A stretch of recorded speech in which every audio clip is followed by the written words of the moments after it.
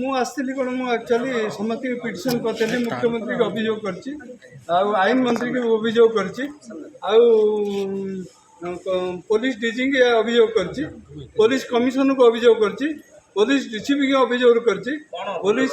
ଅଭିଯୋଗ ହେଉଛି ମୋତେ ପୋଲିସ ମୁଁ ତାଙ୍କୁ ବୁଝାବୁଝି କରୁଥିଲି କେମିତି ଫାଇନାଲ୍ କରି ଆମେ ନେଇଯିବା ଆମ ପିଲାଙ୍କୁ ପୋଲିସ ଇଏ କରିବ ଛାଡ଼ିବ ମୁଁ ତାଙ୍କୁ ଗୋରୁହାଟ ପାଖରେ ବୁଝାବୁଝି କରୁଥିଲି ମୋତେ ହଠାତ୍ ଜିପ୍ ଆଣିକିରି 4-5 ଜଣ ପୋଲିସ ମୋ ବାହା ଧରିକି ଘୋଷାରି ନେଇଗଲେ ମୁଁ କହିଲି ଆଜ୍ଞା ମୋର କାର୍ ଅଛି ମୋର ଡ୍ରାଇଭର ଅଛି ମୁଁ ଯାଉଛି ଆପଣଙ୍କ ଜାଗାରେ ନା ନାଇଁ ସେମିତି ହେବନି ସେ ଗାଡ଼ି କଲେ ଶଳା ବେକତଣ୍ଡିଆ ମାରେ ଶଳା ମୋତେ ଗୋଟେ ତଣ୍ଟିଆ ମାରିକି ଗାଡ଼ିରେ ବସେଇଲେ ବସେଇକି ଜବରଦସ୍ତି 4 ଜଣ ଧରିକିରି ନେଇ ଥାନା ଭିତରେ ଆଇଆଇସି ଚାମ୍ବରରେ ଠିଆ କଲେ ଠିଆ କରି ଆଜ୍ଞା ମୋତେ ବସିବାକୁ ବି ଦେଲେନି ଯାହାକି ମୁଁ ଗୋଟେ ରୋଗୀ ମୋର ଆଣ୍ଠୁ ତଳକୁ ମୋର ଭେନ୍ କାମ କରୁନି ମୁଁ କହିଲି ଆଜ୍ଞା ମୁଁ ଠିଆ ହେଇପାରୁନି ସେଥିରୁ ମୋତେ କହିଲେ ହଉ ବସ୍ ଶଳା ବସ୍ ଏମିତି କହିକିରି ସେଥିରୁ ମୋତେ ଆଜ୍ଞା ଯେଉଁଭଳିଆ ଭାଷାରେ ଗାଡ଼ି ଦେଲେ ଅସହାୟ ଭାଷାରେ ସେ ଭାଷା ବି ଆଜ୍ଞା ଆମେ ବ୍ରାହ୍ମଣ ପିଲା କହିପାରିବୁନି ମୋତେ ବହୁତ ଦୁଃଖ ଲାଗିଲା ମୁଁ ଆକ୍ଚୁଆଲି ଭାବିଥିଲି ଏ ଥାନାରୁ ଗଲା ପରେ ମୁଁ ଆଜ୍ଞା ଆତ୍ମହତ୍ୟା କରିଦେବି ଏମିତିଆ ଭାଷାରେ କହିଲେ ତେଣୁ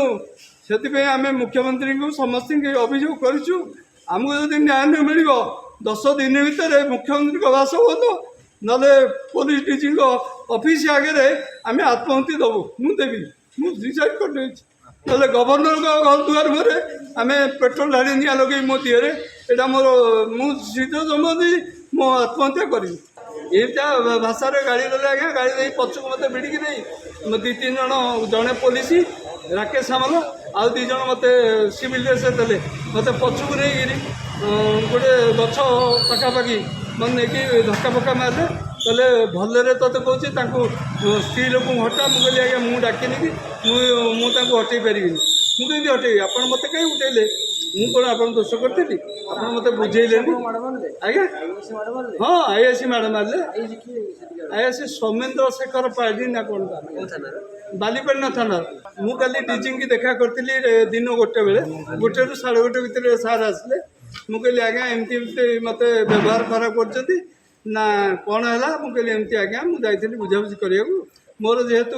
ଭାଗ ଚାଷୀମାନେ ଡାକିଥିଲେ ମୁଁ ଯାଇଥିଲି ବୁଝାବୁଝି କରିଥିଲି ମୋତେ ପୋଲିସ ଭ୍ୟାନ୍ରେ ଉଠେଇ ନେଇ ମୋତେ ଆଜ୍ଞା ଅଶ୍ଳୀଳ ଭାଷାରେ ଗାଳି ଗୁଲଜ କରି ମୋତେ ମାନେ ଏମିତି ଇଏ କଲେ ତୁ କିଏ ତୁ କାହିଁ ଆସିଛୁ ଆମେ କ'ଣ କରିବୁ ଏମିତି ମୁଁ କହିଲି ଆଜ୍ଞା ମୋତେ ସେ ଡାକିଥିଲେ ମୁଁ ଆସିଛି ନା ତୋତେ ସହ କେହି ଡାକିନାହାନ୍ତି ଏମିତି ବ୍ୟବହାର କରିକି ଆଜି ମୁଁ ଆସିଲି ଡିଜିଙ୍କୁ ଡିଜିଙ୍କୁ ତ କାଲି ଦେଖା କରିଥିଲି ଆଜି ଆସିଥିଲି ମୋତେ ମୁଁ କହିଲି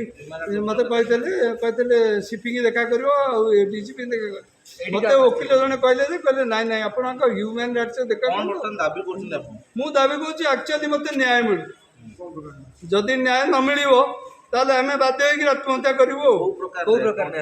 ଆମର ଆକ୍ଚୁଆଲି ମୁଁ ଗୋଟେ ନିର୍ଦ୍ଦୋଷ ଲୋକ ମୁଁ ଯାଇଥିଲି ସମାଧାନ କରିବାକୁ ମୋତେ ନେଇ ପୋଲିସ ଚାମ୍ବର ଭିତରେ ଭର୍ତ୍ତି କରିବା ବେଳେ ଅତ୍ୟାଚାର କଲେ ତେଣୁ ସେଇଟା ନ୍ୟାୟ ଦରକାର ମୋର।